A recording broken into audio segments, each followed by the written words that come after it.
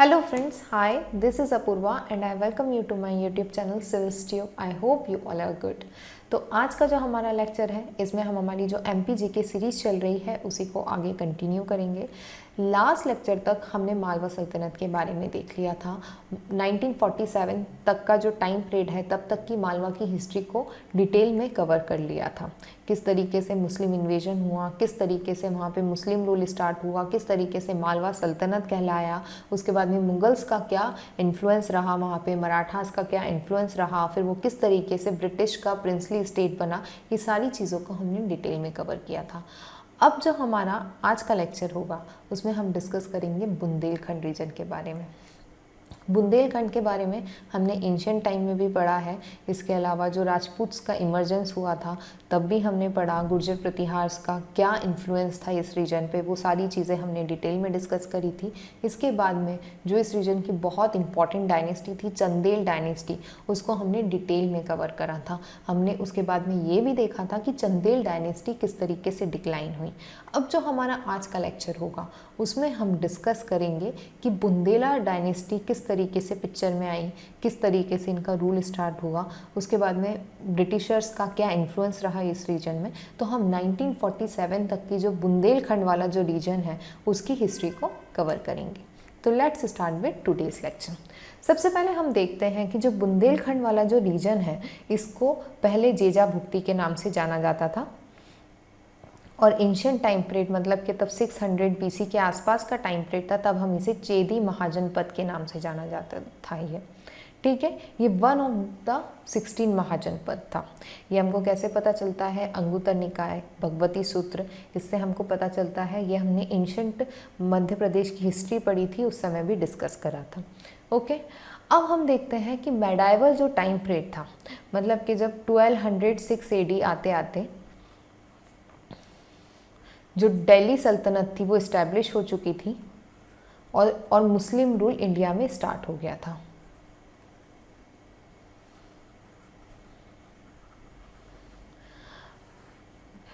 AD से लेकर 1290 AD के आसपास तक स्लेव डायनेस्टी का रूल था। उसके बाद में खिलजी डायनेस्टी का रूल स्टार्ट हुआ। खिलजी डायनेस्टी के जो किंग थे अलाउद्दीन खिलजी, वो बहुत ज़्यादा एक्सपेंशन में बिलीव रखते थे।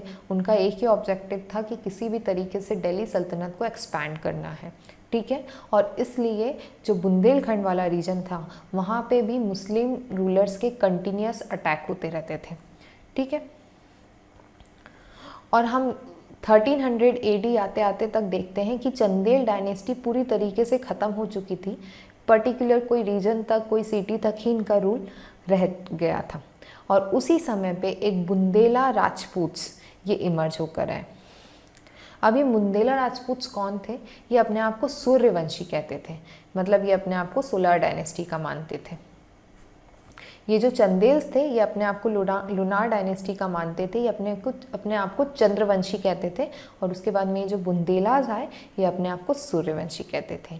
चंदेल डायनेस्टी का जो मेन रूल था वो खजुराहो वाले रीजन में था। खजुराहो इनकी कैपिटल थी। और जो बंदेला राजपूत्स थे इनका जो मेन रूल था वो ओरछा वाले रीजन में था, ठीक है। आगे हम डिटेल में डिस्कस करेंगे। इनका जो इम्पोर्टेंस था वो 1300-1400 AD के आसपास ये डायनेस्टी इमर्ज होकर आई। और 16th सेंचुरी मतलब कि 1500 AD के आते आते ये एक स्ट्रॉन्ग डायनेस्टी के रूप में इमर्ज होकर आई, ठीक है। अब ये जो बुंदेला स्टेट था इसको इस्टेब्लिश किया था सोहन पाल ने। इम्पॉर्टेंट है, मध्य प्रदेश में जिस तरीके से MP का वेटेज बहुत ज़्यादा बढ़ चुका है उस हिसाब से ये क्वेश्चन बन सकता है कि बुंदेला स्टेट की इस्टेब्लिशमेंट किसने करी थी, who was the founder of Bundela state. तो इसका आंसर क्या होगा? सोहन पाल होगा। बुंदेलखंड कौन सा वाला रीजन है? मैप में यदि हम देखें तो ये वाला जो रीजन है इसको हम बोलते हैं बुंदेलखंड। इसमें टीकमगढ़, छतरपुर, ये वाला जो पार्ट है, पन्ना, दमोह, ये वाला जो रीजन है वो आता है। और ललितपुर, झांसी, ये यूपी के ये वाले डिस्ट्रिक्ट्स आते हैं।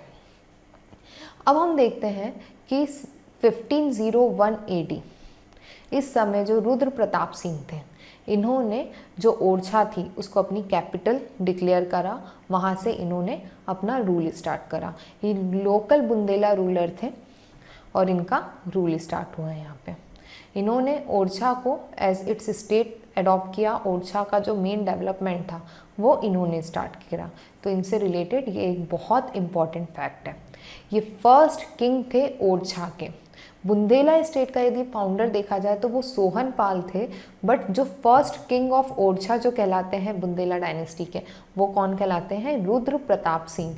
तो मेनली यदि हम देखें जो मेन फाउंडर थे इस डायनेस्टी के और real founder of this dynasty, तो वो रुद्र प्रताप सिंह थे। ओके, अब 1545 AD ये बहुत इंपॉर्टेंट टाइम पीरियड है। यदि आपने कभी भी इंडियन हिस्ट्री पढ़ी है और आपने मेडाइवल हिस्ट्री पढ़ी है तो आपको पता होगा कि 1526 AD में बाबर ने अटैक करा था इंडिया पे। इसके बाद में फर्स्ट बैटल ऑफ पानीपत हुई और यहीं से जो मुगल्स थे उनका रूल स्टार्ट हुआ। ठीक है, और मुगल्स का जब रूल चल रहा था तो उसी के बीच शेर शाह सूरी इनका रूल स्टार्ट हुआ। ठीक है, शेर शाह सूरी की को एक one of the most important Indian king माना जाता है, जिन्होंने मुगल्स को डिफीट किया और दिल्ली थ्रोन पे ये बैठे। और बेसिकली इनकी डेथ हुई जब ये बुंदेलखंड का जो कलिंजर फोर्ट था उसको कैप्चर करने की कोशिश कर रहे थे। तो ये बहुत इम्पॉर्टेंट है कि शेर शाह सूरी की डेथ कहाँ पे हुई या किस दौरान हुई। तो कलिंजर फोर्ट को कैप्चर करने के दौरान जो शेर शाह सूरी थे इनकी डेथ हुई। ठीक है, बाद में हम देखते हैं कि ये जो बुंदेला किंग्स थे ये फ्यूडेटरीज बन चुके थे मुगल एम्परर के।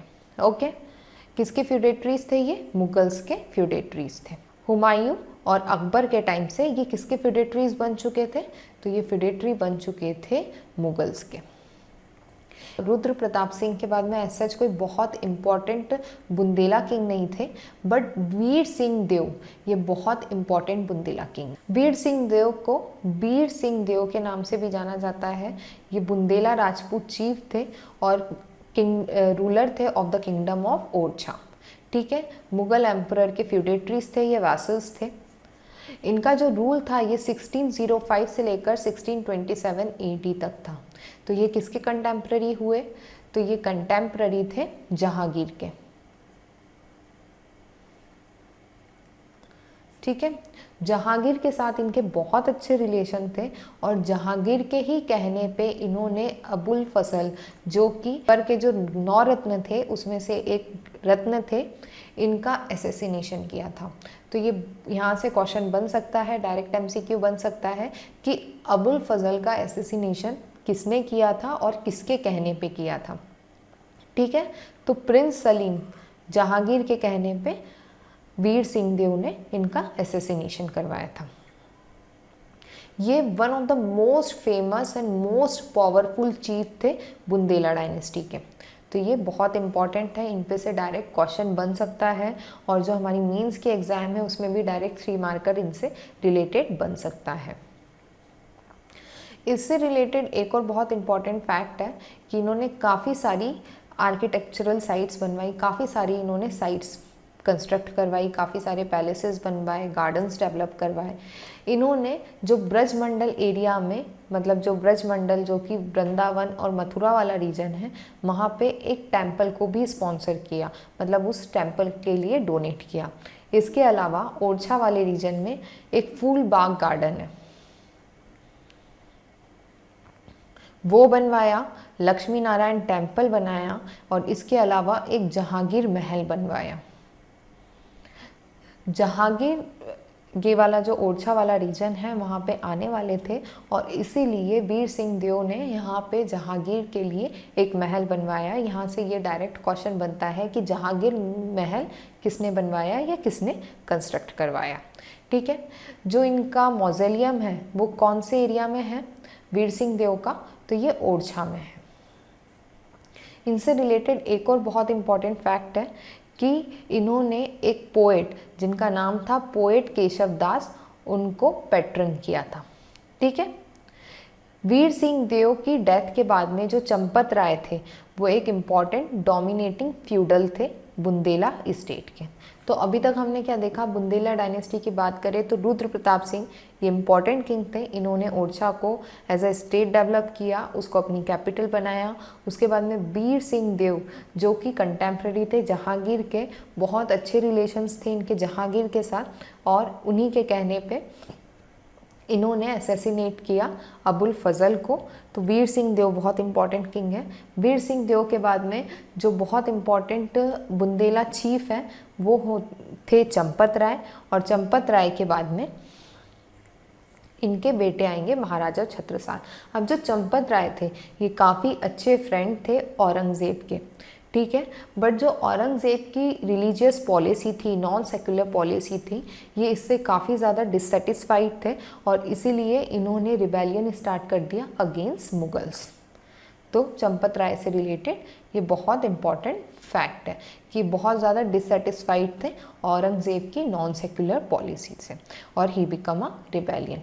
अभी तक ये क्या थे, फ्यूडेटरीज थे, बट औरंगज़ेब की पॉलिसीज से नाराज़ होकर ये इन्होंने रिबेलियन कर दिया, ठीक है। बाद में जो चंपत राय थे इनको मुगल्स ने मार दिया, और चंपत राय के बाद में महाराजा छत्रसाल जो कि चंपत राय के बेटे थे, इनका रूल स्टार्ट हुआ। ये भी एक बहुत इम्पॉर्टेंट किंग है। इनका टाइम पीरियड था 1649 एडी से लेकर 1731 एडी तक। काफ़ी लंबे टाइम तक इन्होंने रूल किया, काफ़ी यंग एज, क्योंकि 12-13 ईयर्स की एज थी जब इनके फादर की डेथ हो गई। उसके बाद में इनका रूल स्टार्ट हो गया और काफ़ी लंबे टाइम तक इनका रूल रहा। अब जो रिवॉल्ट इनके फादर ने स्टार्ट करी थी मुगल्स के अगेंस्ट, रिबेलियन जो स्टार्ट करी थी, महाराजा छत्रसाल ने उसको कंटिन्यू रखा, ठीक है, मुगल एम्पायर के अगेंस्ट, और अपना खुद का किंगडम इस्टेब्लिश किया बुंदेलखंड, ठीक है। तो बुंदेलखंड को एज अ इंडिपेंडेंट स्टेट कब बना वो, तो वो राजा छत्रसाल के टाइम पे ही बना, ओके। पहले के जो कुछ साल थे छत्रसाल के रूल का, उस समय इन्होंने काफ़ी सारे लार्ज एरियाज़ को कॉन्कर किया। चित्रकूट, पन्ना वाला जो रीजन था उसको भी इन्हें अपनी टेरिटरी में इंक्लूड कर लिया। जो राजा छत्रसाल थे वो बहुत ज़्यादा इंस्पायर्ड थे शिवाजी से, और शिवाजी ने इन्हें एडवाइस दी थी कि आप अपनी लैंड और लोगों को प्रोटेक्ट करो। तो इन्होंने वही किया, अपने इस रीजन में लोगों को और अपनी लैंड को प्रोटेक्ट किया अगेंस्ट मुस्लिम रूल, ठीक है। तब औरंगज़ेब बहुत ज़्यादा बिजी थे साउथ में। जब हम इंडियन हिस्ट्री पढ़ेंगे तो हम देखेंगे कि मेडाइवल पीरियड में जब औरंगज़ेब का रूल स्टार्ट हुआ तो औरंगज़ेब की मेन जो पॉलिसी थी और जो उनकी लाइफ का टाइम पीरियड था वो मेनली कहाँ पे बीता था, तो वो साउथ इंडिया, डेक्कन वाले रीजन में बीता था। उनका मेन ऑब्जेक्टिव था कि वो महाराष्ट्र वाले रीजन में, डेक्कन वाले रीजन में अपना रूल इस्टेब्लिश करें, और वहाँ पे मराठास उस समय एक स्ट्रॉन्ग पावर के रूप में इमर्ज हो रहे थे, ठीक है। तो तब औरंगज़ेब का ध्यान पूरी तरीके से मराठास से फाइट करने में लगा हुआ था डेक्कन वाले रीजन में।